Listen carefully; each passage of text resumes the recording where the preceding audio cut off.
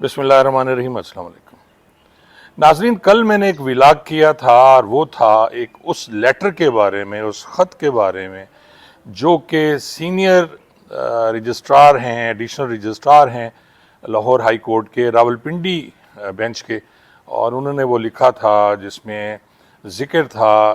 Honourable justice बाकर नजफ़ी साहब के बेटे सैयद मोहम्मद अली के बारे में कि जी जब वो जा रहे थे, उनकी फ़्लाइट थी जी 11 तारीख को, 11/10 को, और उन्होंने कराची से ट्रैवल करना था अबू धाबी, और अबू धाबी के बाद फिर अमेरिका में न्यूयॉर्क में जॉन एफ कैनेडी जो है वहाँ का एयरपोर्ट है और वहाँ उन्होंने उतरना था। और लेकिन उस लेटर ने पता नहीं किस जालिम ने सोशल मीडिया पे उसे वायरल कर दिया। हुआ तो कुछ है, डेफिनेटली ये लेटर अगर मिनिस्ट्री में गया था, मिनिस्ट्री ऑफ फॉरेन अफेयर्स में, और वहीं से किसी ने कोई शरारत की है, और उसके बाद आपको पता है सोशल मीडिया बड़ी जालिम बला है, और उस पर ये वायरल हुआ, और उसके बाद मिनिस्ट्री ऑफ फॉरेन अफेयर्स ने भी डिनाई कर दिया उस लेटर पे कि जी हम ऐसा प्रोटोकॉल नहीं दे सकते, क्योंकि जज साहबान की फैमिली को इस टाइप का प्रोटोकॉल नहीं दिया जा सकता। और वो लेटर भी आप स्क्रीन पे देख रहे हैं जिसमें जिक्र है कि जी जो प्रोटोकॉल नहीं दिया जा सकता। नाजरीन, कुछ दिन पहले भी क्रिकेट के एक मैच में आपको याद होगा कि जी जज साहबान ने मुल्तान में इसी तरह प्रोटोकॉल मांगा था और कुछ उन्होंने टिकट्स मांगी थी जिसको रिफ्यूज़ किया था क्रिकेट कंट्रोल बोर्ड ने, और ये भी इंसल्ट हुई थी और बाद में उन्हें वो अपना लेटर विदड्रॉ करना पड़ गया। सुनने में आ रहा है कि जी ये लेटर भी विदड्रॉ करने की कोशिश की गई, लेकिन अब ज़ाहिर है जुडिशली की एक खामी हाथ में आ गई मिनिस्ट्री ऑफ फॉरेन अफेयर्स के, तो उसे उछाला भी जाना ज़रूरी था, क्योंकि जज साहबान को ऐसा लेटर नहीं लिखना चाहिए था। और आज के दौर को अगर कोई ये समझता है कि ये 1990 का दौर है तो वो उसकी भूल है, चाहे वो सियासतदान हैं, चाहे वो जुडिशली के लोग हैं, चाहे वो ब्यूरोक्रेट्स हैं, और चाहे वो एस्टेब्लिशमेंट के लोग हैं। अब वो ज़माना नहीं है, अब ये वो ज़माना है, सोशल मीडिया का ज़माना है, और छोटी सी खबर जब निकलती है नाजरीन तो वो दूर तक जाती है। नाजरीन, इसी सिलसिले में मेरी बात हो रही थी लाहौर में, एक सीनियर पुलिस ऑफिसर हैं, और जब उन्हें पता चला इस लेटर के बारे में बात हुई तो उन्होंने भी अपनी एक राम कहानी सुनाई, और वो ये थी कि जी वो जब उनकी पोस्टिंग थी लाहौर में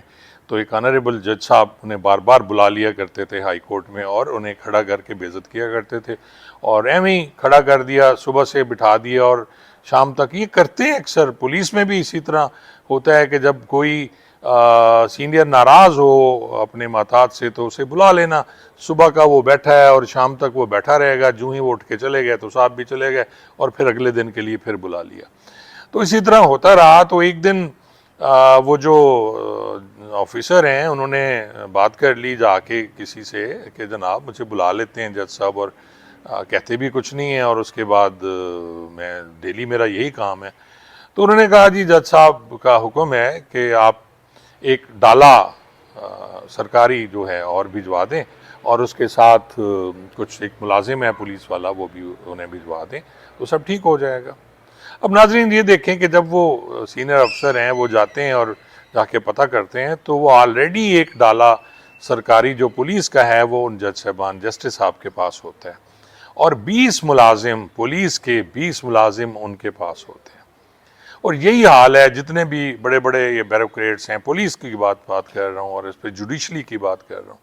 कि ऑनरेबल जज साहबान के पास 20-20, 25-25 मुलाजिम हैं, और वो उन्होंने वो रखे हुए हैं, और उसके साथ सरकारी डाले सब्जियां लाने के लिए जो, और पेट्रोल सरकारी होता है। आप ये देखें कि पुलिस के वो डाले जो कि क्राइम फाइटिंग के लिए यूज़ होने चाहिए, वो डाले सरकारी काम के लिए इस्तेमाल होने चाहिए, जज साहबान के घरों में यूज़ हो रहे हैं। और ये अब भी ये इसी तरह चल रहा है कि जी कोई पुलिस वाला अगर चला जाता है उनके यहाँ जज साहबान के यहाँ तो फिर वहाँ से निकलने का नाम नहीं लेता, क्योंकि बड़ा आसान होता है वहाँ से बैठ के अपने काम कराना, अपनी पोस्टिंग ट्रांसफ़र कराना, अपने दोस्तों की पोस्टिंग ट्रांसफ़र कराना, और शाम को अगर वो जाके जब जो बड़े बड़े लोग आते हैं अपने घर पे और सामने वो पेश होके अपनी अर्ज़ मारूज़ करते हैं और कहते हैं सर छोटे छोटे बच्चे हैं और मेरा तबादला फ़लाँ जगह पे कर दिया गया है, तो उनके लिए क्या है। और हाई कोर्ट के जज साहबान की तो ज़रूरत नहीं है किसी की कि वो टाल जाए। तो ये नाजरीन पहले होता था कि इदारों की भी इज़्ज़त होती थी और फिर बड़े बड़े मैंने देखा है कि जी हम लोग आंख उठा के जज साहब की तरफ, जज साहबान जो हाई कोर्ट के हैं उनकी तरफ देख भी नहीं सकते थे। और आज वो दिन आ गया है कि इन हरकतों की वजह से जुडिशली जो है वो 129 और 130 नंबर पे चली गई है। और ये जो ज़वाल होता है नाज़रीन वो ऐसे नहीं आता, इस पर काफ़ी साल लगते हैं। और इन सालों में 75 सालों में हमने हमारी जुडिशली ने, हमारी पुलिस के निज़ाम ने, हमारी बाकी जो महकमे हैं और ख़ास तौर पे इस्टेब्लिशमेंट ने ये सब कारनामे सर अंजाम दिए हैं। और आज हमारी जुडिशली जो है वो 130 नंबर पे है। हम लोग मकरूज़ हैं,